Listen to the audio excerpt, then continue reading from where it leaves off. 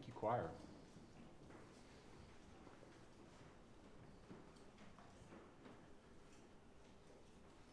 A sublime cosmic mystery unfolds on a mild summer afternoon. Everything here, right down to the photons lighting the scene after an 8-minute jaunt from the sun, bears witness to an extraordinary fact about the universe. Its basic properties are uncannily suited for life. Tweak the laws of physics in just about any way, and in this universe anyway, life as we know it would not exist. There are many such examples of this universe life-friendly properties. So many, in fact, that physicists can't dismiss them all as mere accidents or coincidences. Physicists do not like coincidences. They like even less the notion that life is somehow central to the universe. And yet recent discoveries are forcing them to confront that very idea. Life, it seems, is not an incidental component of the universe, burped out of a random chemical brew on a lonely planet to endure a few fleeting ticks of the cosmic clock. In some strange sense, it appears, that we are not adapted to the universe is adapted to us. We're going to do some science timey-wimey stuff today. So I need you to stay with me and know that I am not a scientist. I'm going to do my best to explain what I seem to understand. But at the heart of all of this science talk is this theological question. What does it mean to be present and to love? To love each other, to love ourselves, to love God, to love the earth, to love our neighbor. What does it mean to be present and to love in our lives, in our world, right? Buckle in. Let's get timey-wimey. Our universe is roughly 13.8 billion years old. Our Earth is approximately 4.5 billion years old. It's a baby. If the whole Earth history was a 24-hour day, humans have been on the planet for just a few minutes, and all of recorded human history has been 3 seconds. Our individual lives are the blink of an eye in the grand scale of Earth time, of universe time, right? Given the immense progress that has happened in the last 300 years, that's downright awe-inspiring. And given the climate catastrophe that has been created in the last 150 years, that's downright depressing, right? And yet, we can choose to be awed by a world of magnificent beauty and diversity and complexity, of everyday miracles that are extraordinary when you stop and look at them. And we can choose to be awed by the unexplainable, the inexplicable, and even the unbelievable. Or we can try to understand them, which is what scientists do. Our ancient ancestors used their best scientific reasoning to try and explain the world, to try and understand it as best they could. And they wrote this story about how the universe was created with light and dark, with water and earth, with animals and plants, and then humans. And for 5,000-year-old poetry, it's actually a pretty good portrayal of evolutionary history, right? This is the book of Genesis, if you're familiar with it. They got the time scale a little bit off. 4.5 billion years is not exactly 7 days, but you know. They were using their oral stories and their belief to understand the world, that a creator created a creation to be in cohabitation with the natural world, that humans were tasked with being good stewards, and that they were to be reminded of great mystery and great awe whenever they looked up at the stars in the sky. Their theory of the world and their theology of humanity was that the world, the universe, is mysterious and awe-inspiring, and that it was created to foster life, our lives. That was the story they told. And as modern physicists and modern theologians are now beginning to wonder, is that in fact what our universe is for? Not that we evolved over millions or billions of years to adapt to the changes in the universe, but that the universe adapted and changed to foster us. That the universe grew and changed to orient itself towards more beauty, complexity, and diversity in life. that could be sustained in this immeasurable expanse of the vacuum of space at 2 degrees Celsius above absolute zero, full of burning balls of gas and fantastic energy. That is what I would call a miracle if I were simply choosing to be in awe of it. But if we were trying to understand it, as scientists want to do, science wants explanations to measure and observe and test and prove.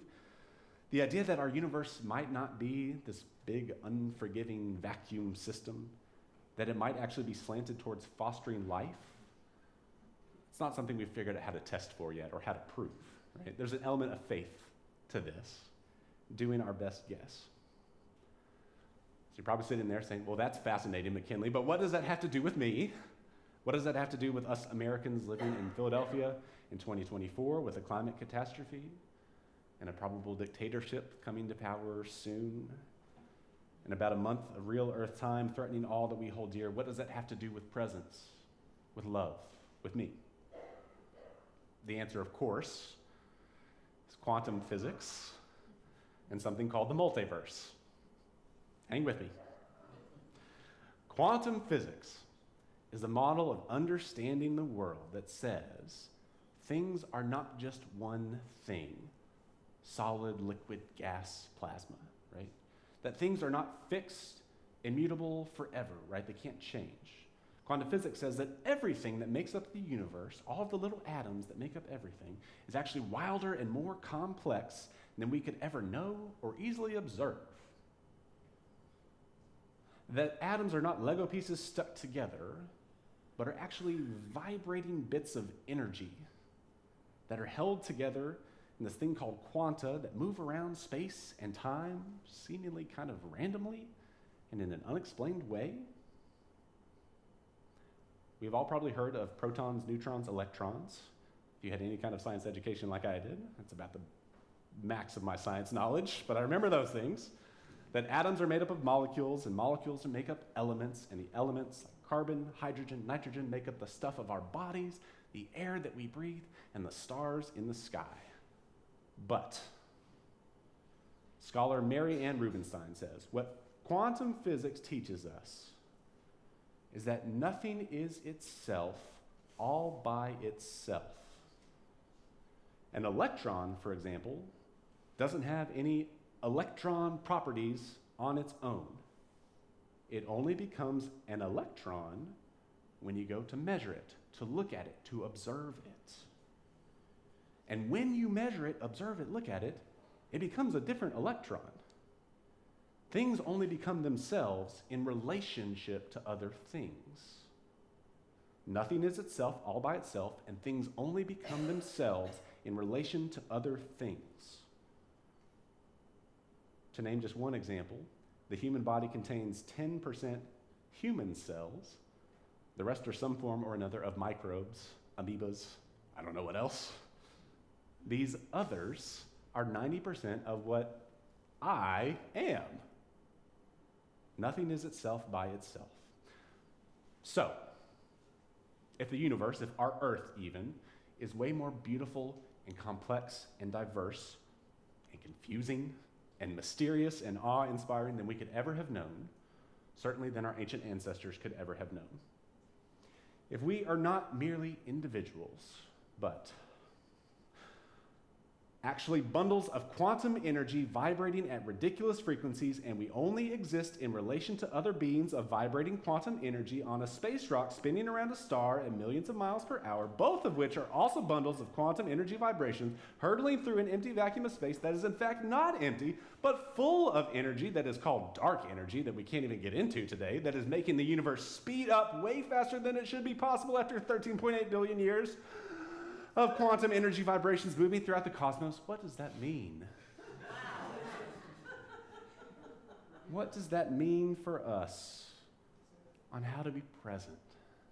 How to be present to the suffering of others, how to be present to our people, to ourselves, how to put love into this universe that seems to exist to foster life, in loyalty to life, that it's suited to us. Does that mean that the universe loves us. Because here's where it gets really trippy. Quantum theory, that electron is not an electron until we look at it, till we get into a relationship with it. And it's actually a bunch of different possible electrons in the moment before we look at it, right? It could be in one place, it could be in another, it could be spinning this way or spinning this way, but instead, when we look at it, it's here. But it could have been here, or here, or here, or here. Quantum theory says that that electron, before it was observed, is actually in all of those places at once. And this is where the multiverse comes in. You've heard of a universe, one universe. The multiple worlds theory is from 1950, and it states that every observation, every decision, every action that people make in time and space happens all at once.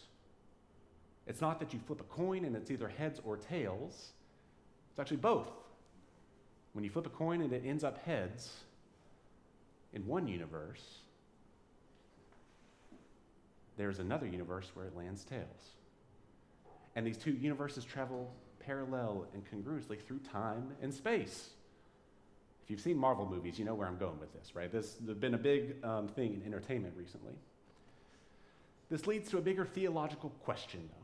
If there's a me who flips a coin in this universe and it lands heads, or a me who flips a coin and it lands tails, if there's more than one me, is there a me at all? And if there's more than one me making different decisions, trying to make the best possible decisions to make the world a better place, right, as a you in the world, do my actions even matter? If there is some other universe where all the other decisions I could make are happening, have happened, and presumably there's a best possible version of our universe, right? Where there's no climate crisis, there's no terrorism, there's no poverty, there's no guns. We've had 10 women presidents by now. And if there are worlds where my partner is not my partner, what does that mean for the love that we have?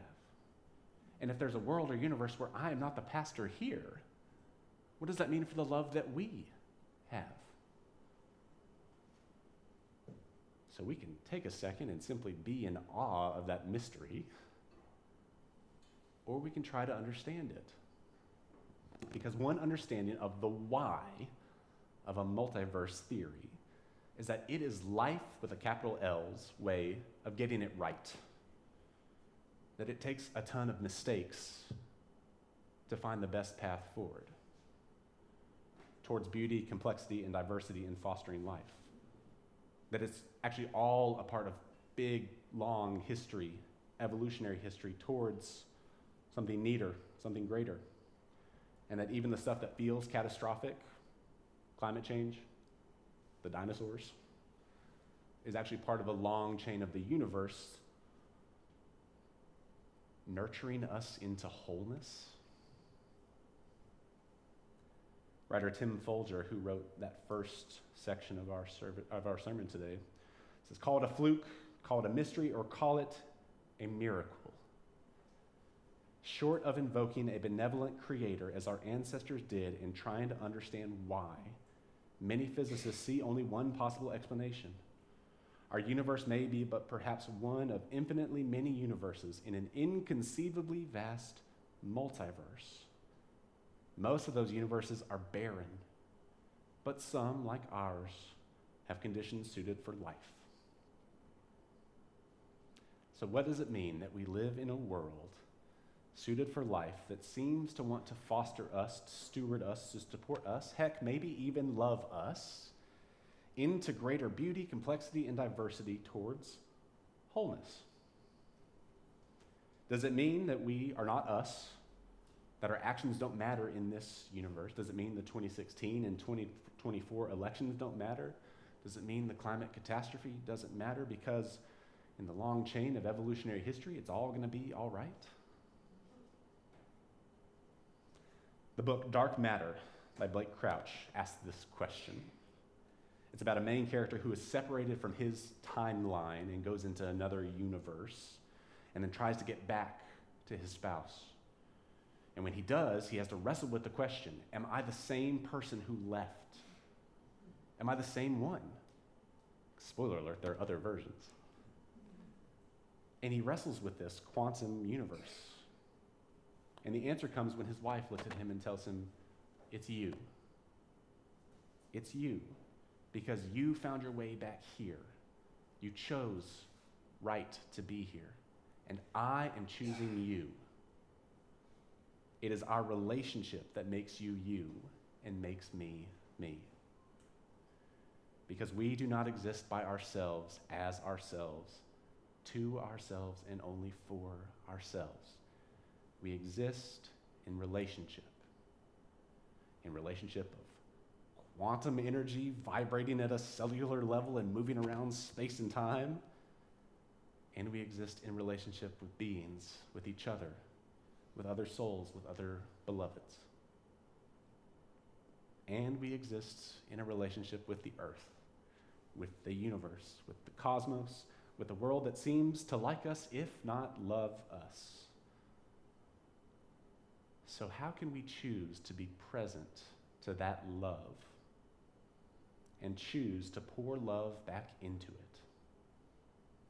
To take care of the earth, to take care of each other, to make the best possible decisions we can, to make this timeline and this universe the best possible version. Reverend Molly Hausch Gordon, UU minister, says, here's the thing. Humans in Western culture often need to feel like there's an upward arc to history and some promised arrival in order for there to be meaning in our lives. But I believe the place we are going is just around the sun on a miracle of a planet. And I want to tell you that we are still alive in a world that is so beautiful and so brutal all at once, and always has been.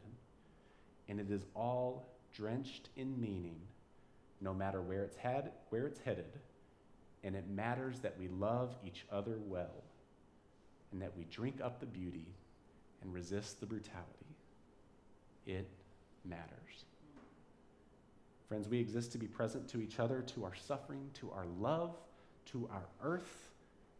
We exist in a universe that seems to want to foster life, and we exist in a relationship to that nurturing of wholeness. So may our vibrations do just the same, pouring love back into the world here in the present through our relationships. From the very foundations of everything, may we make the best possible decisions with our presence here in this miraculous, mysterious universe, and in all the other ones too. May it be so.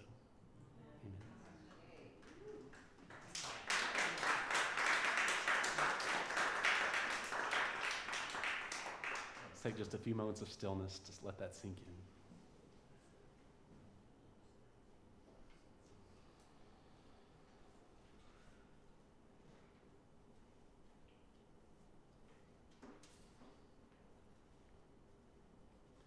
Friends, we get ready to extinguish our chalice here in the sanctuary. We invite you